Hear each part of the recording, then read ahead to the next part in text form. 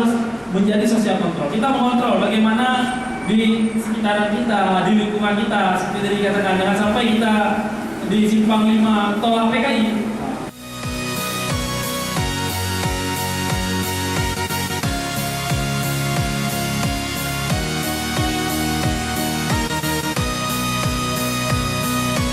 Maka kelompok pemuda harus jadi garda terdepan dalam penuntasan isu PKI.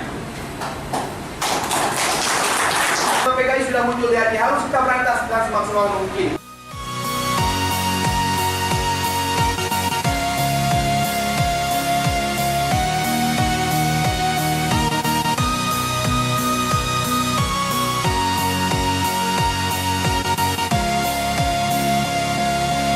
Tujuan kita yang pertama yaitu menginisiasi terkait maraknya perkembangan isu komunisme di Indonesia. Ini menjadi isu nasional, itu yang pertama. Yang kedua, kita pengen sosialisasi ke masyarakat, ke publik dan keluarga pemuda tentang bahaya laten komunisme.